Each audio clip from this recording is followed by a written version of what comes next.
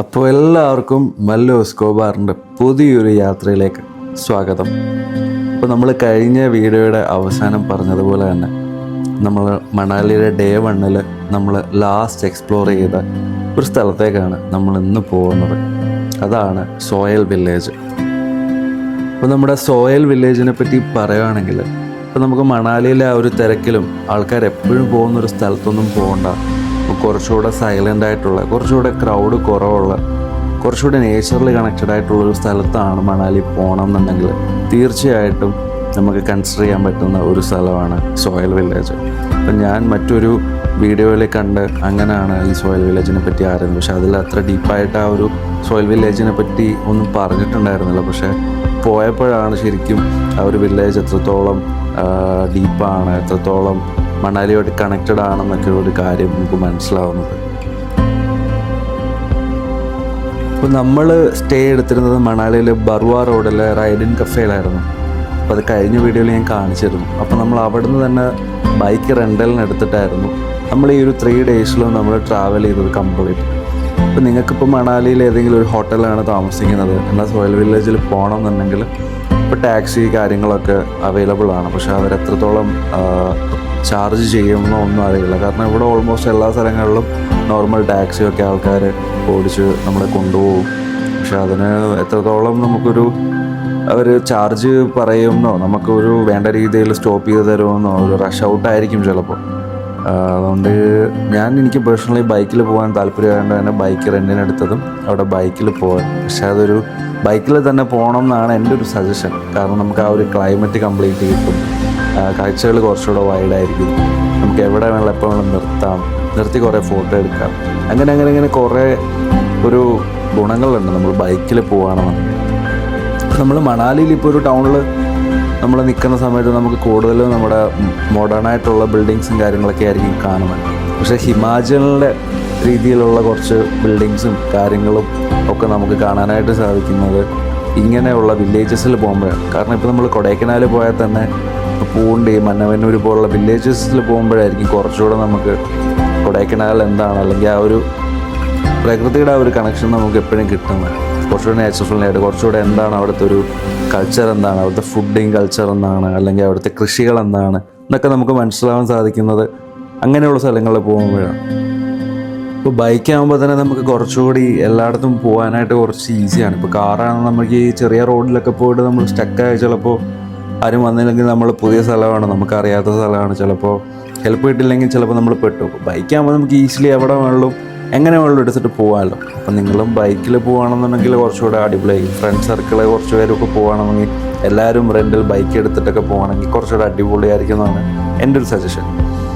അപ്പോൾ നമ്മുടെ നാടിനെയും ഇപ്പോൾ ഹിമാചൽ പ്രദേശിനും തമ്മിൽ നമുക്കിപ്പോൾ പെട്ടെന്ന് വ്യത്യസ്തമായിട്ട് എന്താണെന്ന് പറയുന്നത്, ഇപ്പോൾ നമുക്ക് ഓരോ സ്ഥലത്ത് ചെന്നാലും അവിടുത്തെ ആർക്കിടെക്ചർ ആയിരിക്കും ഏറ്റവും കൂടുതൽ ഡിഫറെൻ്റ് ആയിട്ട് നിൽക്കുന്നത്. അപ്പോൾ നമുക്ക് ഈ ഒരു വീഡിയോയിലൊക്കെ കാണുന്ന പോലെയൊക്കെ തന്നെയാണ് ഹിമാചലിലെ ഒരു നോർമൽ ഒരു വീടുകളുടെയും കെട്ടിടങ്ങളുടെയൊക്കെ ശരിക്കുമുള്ളൊരു സ്ട്രക്ചറിൽ വരുന്നത്. ചിലത് കംപ്ലീറ്റ് ആയിട്ട് തടി കൊണ്ട് പണിഞ്ഞതുണ്ട്, ചിലത് എങ്ങനെ പറഞ്ഞു തരണമെന്ന് എനിക്കറിയത്തില്ല. വീഡിയോയിൽ കാണുന്ന പോലെ തന്നെ ഭയങ്കര ഡിഫറെൻ്റ് ആണ്. ഇപ്പോൾ നമ്മൾ ഈ പൊക്കോണ്ടിരിക്കുന്നതൊക്കെ തന്നെ എന്ന് പറഞ്ഞാൽ ഒരു ആപ്പിൾ തോട്ടമാണ്. നമ്മൾ പോയ ടൈം എന്ന് പറഞ്ഞാൽ ജാനുവരി ഒരു ഫസ്റ്റ് വീക്ക് ടൈമിലാണ്. ആ ടൈം എന്ന് പറഞ്ഞാൽ നമ്മളെ മഞ്ഞ് മൂടാൻ പോകുന്നൊരു ടൈം പീരീഡാണ് ഇത്. ശരിക്കും പറഞ്ഞാൽ ഞങ്ങൾ ഈ പോയ ടൈം ശരിക്കും അവിടെ സ്നോഫോൾ ആയിട്ട് ഫുൾ കവേർഡ് ആവേണ്ട ടൈമാണ്. പക്ഷേ കുറച്ച് ലേറ്റായിട്ടായിരുന്നു ഞങ്ങൾ വീട്ടിലെത്തിക്കഴിഞ്ഞൊരു 2-3 ദിവസം കഴിഞ്ഞിട്ടായിരുന്നു കംപ്ലീറ്റ് ആയിട്ട് സ്നോഫാൾ വീണത്.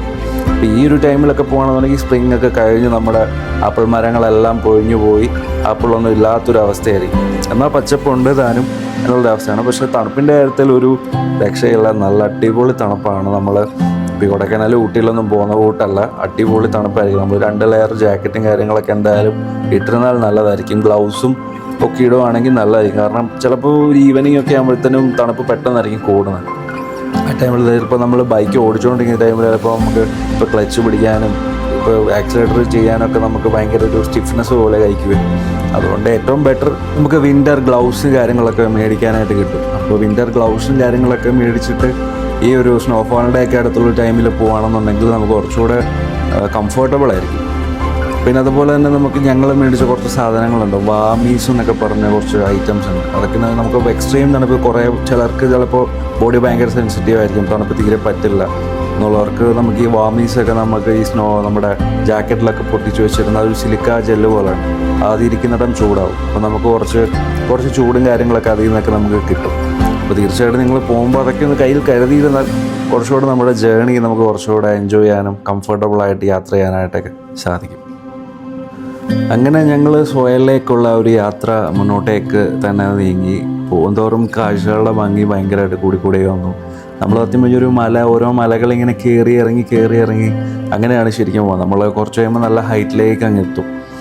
അപ്പോൾ അങ്ങനെ നമ്മൾ ഫസ്റ്റ് പോകുന്നൊരു സ്ഥലവും നമ്മൾ ആദ്യമായിട്ടാണ് ഇങ്ങനത്തെ ഈ ദേവദാരു മരങ്ങളും അങ്ങനത്തെ ആ ഒരു ഫ്രെയിമും എവിടെ നോക്കിയാലും മറ്റു മഞ്ഞു മലകളൊക്കെ കാണുമ്പോൾ അതൊക്കെ കണ്ട ആ വൈകിട്ടത്തെ ആ ഒരു ലൈറ്റും മരങ്ങൾക്കിടയിലൂടെയുള്ള ആ ഒരു വെളിച്ചമൊക്കെ കണ്ട് ഇങ്ങനെ ഓടിക്കാൻ തന്നെ ഭയങ്കര ഒരു റിഫ്രഷിങ് നല്ലൊരു ഫീലിംഗ് ആയിരുന്നു. അതിപ്പോൾ കാണുമ്പോൾ തന്നെ എനിക്ക് I M so happy about that. ആ ഒരു മൊമെൻറ്റ് നമ്മൾ അത് പോകാനെടുത്തൊരു ഡിസിഷനൊക്കെ വളരെയധികം വിലപ്പെട്ടതായിരുന്നു. കാരണം നമുക്ക് എപ്പോൾ വേണമെങ്കിലും പോവാം ലൈഫിൽ. പക്ഷേ നമുക്ക് കുറച്ചുകൂടെ നമ്മൾ ടീനേജ് ടൈമിൽ നമുക്ക് കുറച്ചുകൂടെ പ്രായം കുറവുള്ള ടൈമിൽ ആയിരിക്കും നമുക്ക് കുറച്ചുകൂടെ കംഫർട്ടബിളായിട്ട് ഈ മല കയറാനും എല്ലാം എടുക്കാനും ഒക്കെ സ്ഥലങ്ങളെല്ലാം പോയി ട്രെക്കിങ് ചെയ്യാനും ഒക്കെ നമുക്ക് കുറച്ചുകൂടെ കംഫർട്ടബിൾ എന്നാണ് എനിക്ക് പേഴ്സണലി ഫീൽ ചെയ്തിട്ടുള്ളത്. അപ്പോൾ നമുക്ക് ഒട്ടും ലേറ്റാക്കാതെ തന്നെ ഇങ്ങനെയുള്ള സ്ഥലങ്ങൾ നമ്മുടെ ഒരു ബക്കറ്റ് ലിസ്റ്റ് ഉണ്ടെങ്കിൽ പോകണം എന്ന് തന്നെയാണ് ഞാൻ എല്ലാവരോടും പറയുന്നത്. അതുപോലെ തന്നെ നിങ്ങളിപ്പോൾ മണാലി ചെല്ലുന്നൊരു ടൈമിൽ അവിടുത്തെ റോഡെല്ലാം ഓൾമോസ്റ്റ് ഈ കാണുന്ന പോലെ അത്യാവശ്യം പൊളിഞ്ഞിട്ടൊക്കെ തന്നെ ആയിരിക്കും ഉണ്ടാകുന്നത്. അപ്പോൾ അത്യാവശ്യം നമ്മൾ റെൻ്റൽ എടുക്കുമ്പോൾ ഒരു അഡ്വഞ്ചർ ടൈപ്പ് ഒരു ബൈക്ക് എടുക്കുന്നതായിരിക്കും കുറച്ചുകൂടെ നല്ലതെന്നാണ് എനിക്ക് പേഴ്സണലി ഫീൽ ചെയ്തത്. പക്ഷേ നമ്മൾ 3rd ഡേയിൽ നമ്മൾ 100 ആയിരുന്നു നമ്മൾ എടുത്തിരുന്നത്. പക്ഷേ അതും നമ്മൾ അത്യാവശ്യം വളരെ ടഫായിട്ടുള്ള റോഡിലൊക്കെയായിരുന്നു ഓടിച്ചത്. പക്ഷെ നിങ്ങൾക്ക് കുറച്ചുകൂടെ ബെറ്റർ ഒരു അപ്രൈറ്റ് പൊസിഷനിൽ ഇരുന്ന് ഓടിച്ച് ബെറ്ററായിട്ട് പില്ലിയണ വെച്ച് പോകണമെങ്കിൽ ഒരു അഡ്വഞ്ചർ ബൈക്ക് ഉണ്ടെങ്കിൽ കുറച്ചുകൂടെ ബെറ്റർ ആയിരിക്കുമെന്ന് എനിക്ക് ഫീൽ ചെയ്തത്. ഇപ്പോൾ നമ്മൾ ഫാമിലി ആയിട്ടാണ് പോകുന്നത്. ഇപ്പോൾ അച്ഛനമ്മ കുഞ്ഞ് കുട്ടികൾ അങ്ങനെയൊക്കെ പോകുന്നതെന്നുണ്ടെങ്കിൽ നമുക്ക് അവിടെ റെൻ്റൽ കാർ ഓപ്ഷൻസ് ഉണ്ട്. അതിലും ബെറ്റർ നമ്മളിങ്ങനത്തെ ടഫ് സിറ്റുവേഷൻസിൽ നമ്മൾ കാർ ഓടിക്കുന്നതിനേക്കാളും ബെറ്റർ. കാരണം നമുക്ക് ഇങ്ങനെ ഒരു സിറ്റുവേഷനിൽ ഓടിച്ച് പരിചയമില്ലെന്നുണ്ടെങ്കിൽ തീർച്ചയായിട്ടും അവിടുത്തെ ഡ്രൈവേഴ്സിനെ നമുക്ക് റെൻ്റ് ഔട്ട് ചെയ്ത് അവിടുത്തെ റെൻ്റൽ കാർസിൽ അല്ലാണ്ട് ടാക്സി പിടിച്ച് പോകുന്നതായിരിക്കും കുറച്ചുകൂടെ ബെറ്റർ. കാരണം അവർക്ക് ഈ ഒരു മാപ്പിലെ കംപ്ലീറ്റ് സ്ഥലങ്ങൾ അവർ പോയിട്ടുണ്ടാവും. അവർക്ക് ഈ റോഡിലൊക്കെ തന്നെയാണ് അവർ ആൾട്ടോയും എല്ലാ വണ്ടികളും ഓടിക്കുന്നത്. അതുകൊണ്ട് നമ്മൾ ജസ്റ്റ് ഇരുന്ന് കൊടുത്താൽ മാത്രം മതി. അവരെവിടെ വേണമെങ്കിലും നമ്മൾ കൊണ്ടുപോകും. സേഫൊക്കെയാണ് കാര്യങ്ങളെല്ലാം. അവിടെ അങ്ങനെ ആക്സിഡൻസോ കാര്യങ്ങളോ ഒന്നും അങ്ങനെ റിപ്പോർട്ട് ചെയ്യാറൊന്നുമില്ല. അപ്പോൾ ഈ ഒരു കാണുന്നതാണ് ഇതിൻ്റെ ഏറ്റവും ഒരു ടോപ്പ് പോർഷൻ എന്ന് പറയുന്നത്. നമ്മൾ ആ ട്രാവൽ ചെയ്ത് വന്ന ഒരു ടോപ്പ് പോർഷൻ എന്ന് പറയുന്നത് ആ ഒരു മലയുടെ. അപ്പോൾ ഈ ഒരു ഇടത്തെ സൈഡിൽ കാണുന്നതാണ് നമുക്ക് ഫസ്റ്റ് കാണാനുള്ളൊരു അമ്പലം. പക്ഷെ ഒരു അമ്പലം നമ്മുടെ ഒരു ഹിഡിംബ ടെമ്പിൾ പോലെ അത്ര ഒരു ആൾക്കാർ വന്നു പോകുന്നൊരു സ്ഥലമൊന്നുമല്ല. നോർമൽ അവിടുത്തെ ഒരു ടെമ്പിൾ, നമ്മുടെ നാട്ടിൽ കാണുന്ന ഒരു ടെമ്പിളല്ല, ജസ്റ്റ് ഒരു ബിൽഡിങ്, ഒരു കെട്ടിടം. ഇവിടെ കൂടുതലും ദൈവങ്ങളുടെ ആരാധനയെക്കാളും കൂടുതൽ മലദൈവങ്ങൾ അങ്ങനെയുള്ള കുറച്ച് സസ്പീഷ്യസ് ആയിട്ടുള്ള കുറച്ച് ആചാരങ്ങളും പരിപാടികളൊക്കെയാണ്. എനിക്കതെങ്ങനെ പറഞ്ഞു തരണമെന്ന് എനിക്ക് അതിനെപ്പറ്റി ഡീപ്പായിട്ടുള്ള നോളജും കാര്യങ്ങളൊന്നുമില്ല. അപ്പം നമുക്ക് ഉണ്ടായ ചില അനുഭവങ്ങളൊക്കെ പറയണമെന്നുണ്ടെങ്കിൽ അവിടെ അവർ പറയുന്നതാണ് നമ്മൾ ചില മലയിലേക്കൊന്നും ഒറ്റയ്ക്ക് പോകരുത്, ചിലയിടത്ത് നമ്മൾ ആവശ്യമില്ലാണ്ട് നമ്മൾ നേച്ചറിലുള്ള സാധനം നമ്മൾ എടുത്തിട്ട് പോകരുതെന്നൊക്കെ പറയും. അതൊക്കെ ഒരുപാട് കാര്യങ്ങളുള്ളത് തന്നെയാണ്, മിത്തും കാര്യങ്ങളൊന്നും അല്ല, അത് അനുഭവസ്ഥരുണ്ട് അതിൻ്റെ.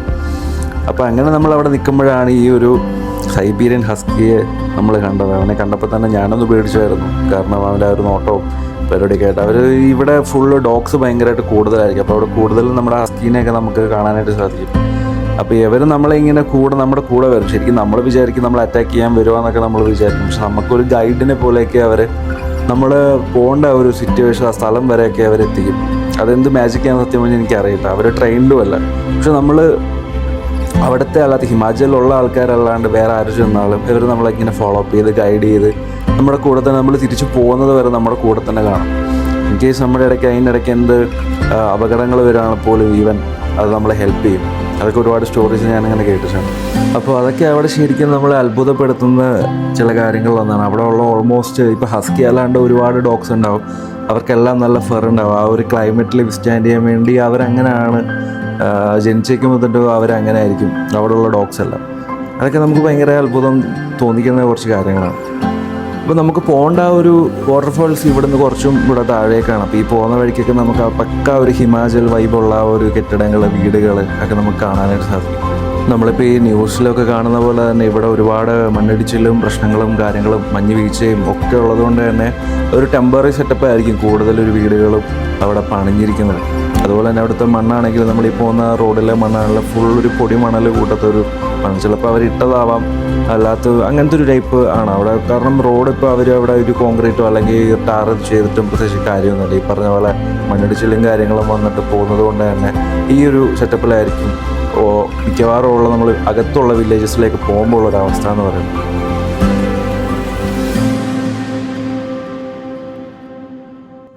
സത്യം പറഞ്ഞാൽ നമ്മുടെ നോർമൽ റിയാലിറ്റിയിൽ നിന്ന് തന്നെ എസ്കേപ്പ് ചെയ്ത ഒരു സെറ്റപ്പായിരുന്നു. ആ ഒരു വില്ലേജിലേക്കും ആ ഒരു താഴ്വാരത്തിലേക്കൊക്കെ എത്തിയപ്പോഴെന്ന് പറഞ്ഞാൽ നമ്മൾ ഇതുവരെ കണ്ടിട്ടില്ലാത്ത ടൈപ്പ് ലാൻഡ്സ്കേപ്പ്. ദൂരെ നോക്കുമ്പോൾ നമ്മൾ ടി വിയിലും ഫോട്ടോയിലും മാത്രം കണ്ട മഞ്ഞുമല, അതിൻ്റെയൊക്കെ നടുക്കൂടി ഇങ്ങനെ ബൈക്ക് ഓടിച്ച് ഭയങ്കര റിലാക്സ് ചെയ്ത് അത്രയും തണുപ്പത്ത് ഇങ്ങനെ പോകുമ്പോൾ നമ്മൾ തന്നെ ഭയങ്കര സ്ലോ ഡൗൺ ആയിപ്പോവും. അവിടെ ജീവിതമാണെങ്കിലും ഭയങ്കര സ്ലോ ആണ്, അങ്ങനെ റഷില്ല, കാര്യങ്ങളില്ല, എല്ലാവരും ഭയങ്കര പീസ്ഫുള്ളായിട്ടിരിക്കുന്നു.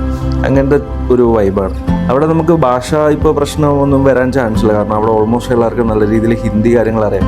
നമുക്ക് ഹിന്ദി അറിയാമെങ്കിൽ നമുക്ക് ഹിന്ദി പറഞ്ഞെന്തായാലും നമുക്ക് അവിടെ പിടിച്ചു നിൽക്കാൻ പറ്റും.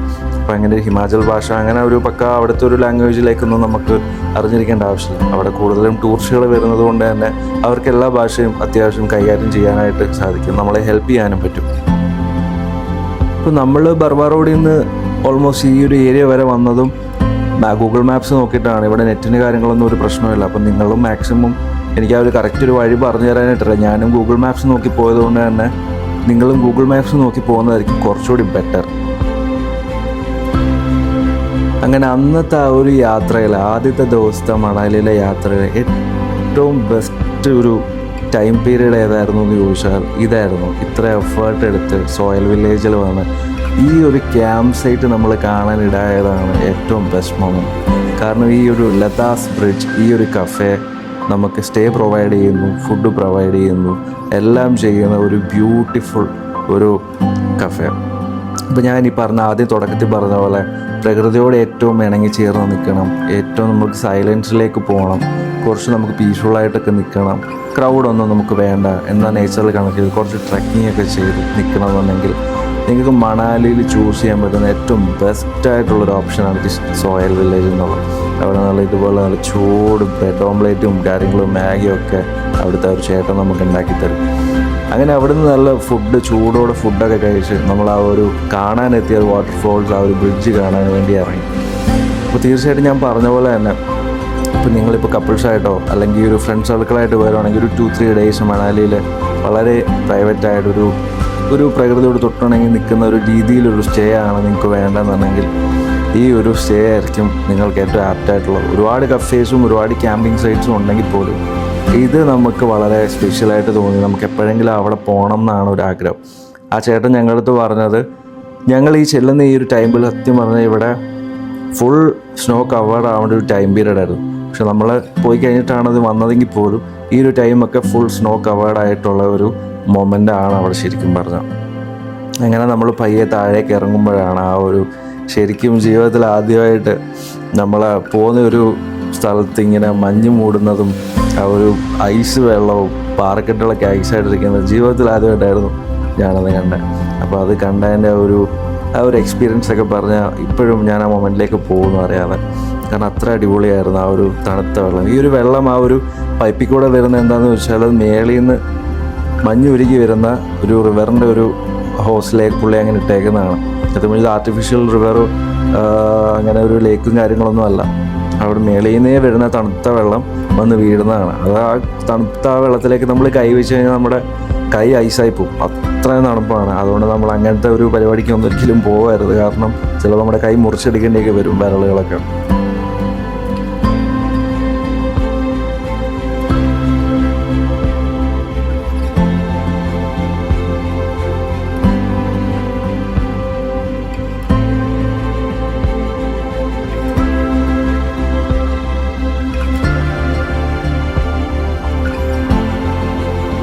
അങ്ങനെ ആ ഒരു സോയിൽ വില്ലേജിലെ ഏറ്റവും ഫേമസ് ആയിട്ടുള്ള ആ ഒരു ബ്രിഡ്ജും ആ ഒരു വാട്ടർഫോൾസും അങ്ങനെ നമുക്ക് കാണാനായിട്ട് സാധിച്ചു.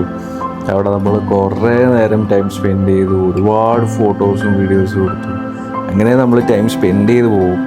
അങ്ങനെ നമുക്ക് എന്തെങ്കിലും ഈ ഒരു സ്നോഫാളിന് മുന്നേ അവിടെ പോയി താമസിക്കണം, ആ ക്യാമ്പിൽ താമസിക്കണം എന്നാണ് എൻ്റെ ഒരു ആഗ്രഹം.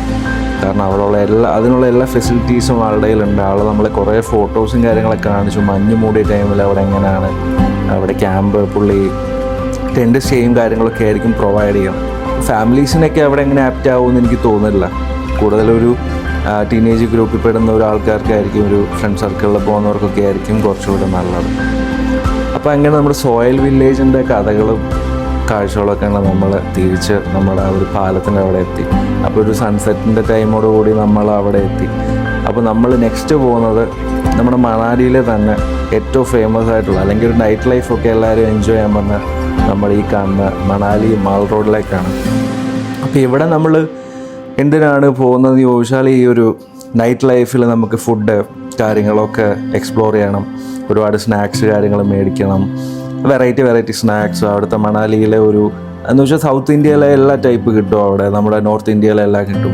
അങ്ങനത്തെ ടൈപ്പ് ഒരു ഫുഡ് കൾച്ചറും കാര്യങ്ങളൊക്കെ ആയിട്ട് എല്ലാ അത്യാവശ്യം നല്ല ബ്രാൻഡ്സും കാര്യങ്ങളൊക്കെ ഉള്ള ഒരു ഏരിയയാണ് സത്യം വെച്ചാൽ മണാലി മാൾ റോഡ്.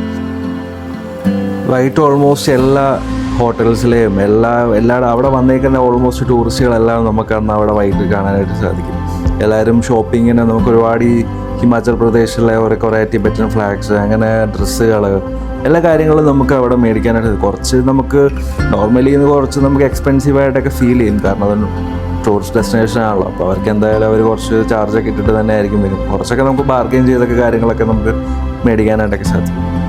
അതുപോലെ തന്നെ നമ്മളിങ്ങനെ നടന്നു പോകുമ്പോൾ തന്നെ അവർ ചില അവിടുത്തെ ലോക്കൽസൊക്കെ നമ്മൾ തട്ടിയിട്ട് നമുക്ക് ഇന്നത് വേണോ അത് വേണോ ഇത് വേണോ എന്നൊക്കെ ചോദിച്ചിട്ടൊക്കെ പോകും. അപ്പോൾ നമ്മൾ ജസ്റ്റ് ഇഗ്നോർ ചെയ്ത് വിട്ടാൽ മാത്രം മതി, വേറെ പ്രശ്നങ്ങൾ സീനൊന്നുമില്ല.